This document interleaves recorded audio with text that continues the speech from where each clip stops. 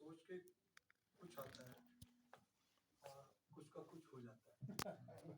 मैं जब कविता चुन रहा था पढ़ने के लिए तो मैंने एक कविता चुनी थी लेबर डे के हिसाब से। मुझे लगा कि मैं आज मेरी कविता है उनके तलुओं में दुनिया का मानचित्र पढ़ूंगा। फिर ओम जी ने जो कविता पढ़ी कि आवाज के टुकड़े टुकड़े कर दिए जाएंगे, मुझे लगा उसके बाद मुझे एक वो कविता ने छोड़ के अपनी दूसरी कविता पढ़नी चाहिए। हमें आवाज पर भरोसा नहीं खोना चाहिए। और मेरा परिचय देते हुए दिनेश जी ने मुझे असमंजस में डाल दिया कि मैं प्रेम कविता, लेकिन मैं अब वो कविता पढ़ूंगा पहले जो मुझे पढ़नी है, जो मैं ओम जी की कविता के बाद। मैं ये सोचता हूँ कि आप पांवटा साहिब गुरु की नगरी से आए, सिर्फ एक कविता की बंदिश आपके ऊपर नहीं दी जाए। अध्यक्ष के पास से बोल रहा हूँ। तो मैं फिर उसी क्रम में पढ़ता हूँ जो मैं जिस पढ़ना चाह रहा था, जो कविता मैं सोच रहा था कि ओम जी की कविता के बाद मेरे लिए पढ़ना जरूरी है। नहीं, हमें आवाज पर भरोसा नहीं खोना चाहिए। इस कविता के छोटे छोटे भाग हैं।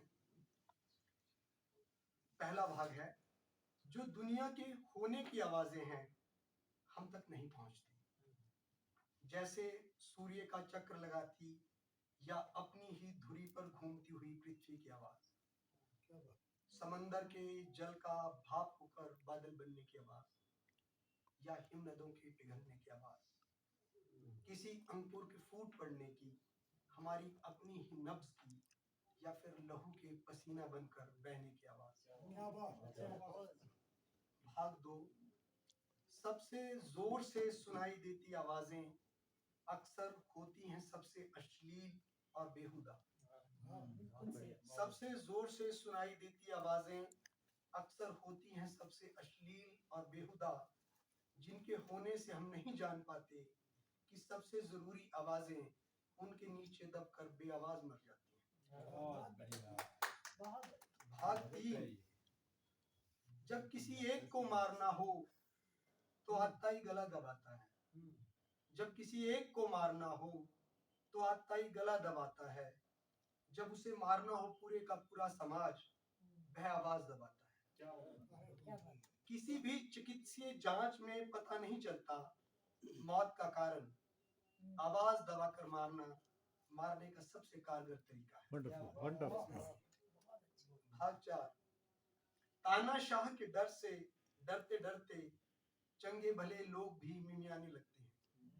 तानाशाह के डर से डरते डरते चंगे भले लोग भी मिमियाने लगते हैं, उनके हलक से निकलती नहीं आवाज साफ, जिस पर कान रखती हैं उसकी खुफिया एजेंसियां, जबकि दबी और कुचली हुई जनता की कमजोर और दबी हुई आवाज से भी डरता है तानाशाह। हमें आवाज पर भरोसा नहीं करना चाहिए। भाग 5, आवाज का अपना चेहरा होता है जो ज्यादा सच्चा और भरोसे के काबिल होता है।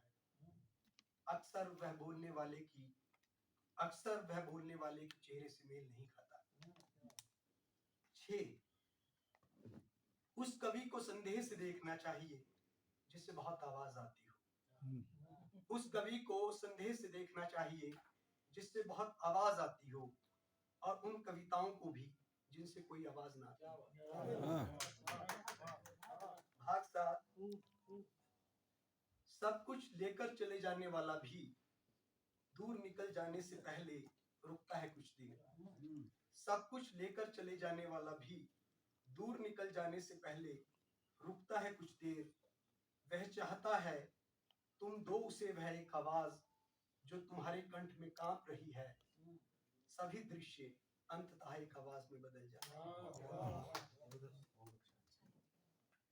एक प्रेम कविता है, जब भी प्रेम मुझसे होकर गुजरा।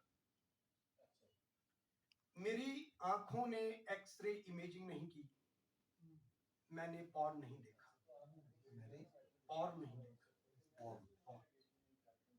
मेरी आंखों ने एक्सरे इमेजिंग नहीं की, मैंने पॉर्न नहीं देखा, मैं सभी बदनाम ठिकानों का पता भूल गया, मेरे हाथों से गलत काम दूर रहे, मैंने खुद को भी नहीं छुआ, मैंने आत्मा को पुकारा बार बार और देह को भूल गया।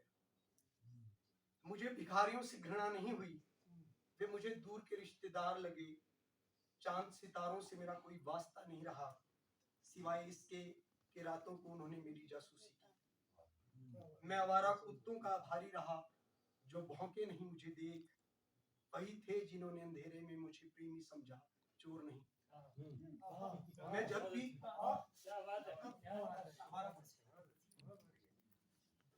मैं आवारा कुत्तों का आभारी रहा, जो भौंके नहीं मुझे देख, वही थे जिन्होंने अंधेरे में मुझे प्रेमी समझा, चोर नहीं।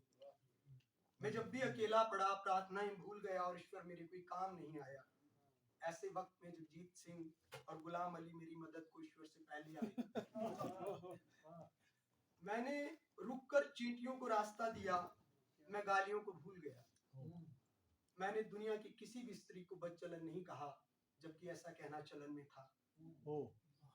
मैंने जहां कहीं भी फूल देखे, रुका, उनसे कोमलता उधार ली उनसे खुशबू लुटा देने की कला, और यह सीख भी कि बिना किसी की आंखों के सामने खिलना भी उतना ही खिलना है। मैंने उनके लहू से सुर्ख नहीं किया प्रेम का रंग, मैंने फूलों को प्रेम से दूर रखा और उनकी कोमलता, खुशबू और निष्प्रियता को उसके मध्य प्रेम ही था जिसने मुझे इस जीवन में एक मनुष्य होने का मौका दिया। बहुत अच्छे।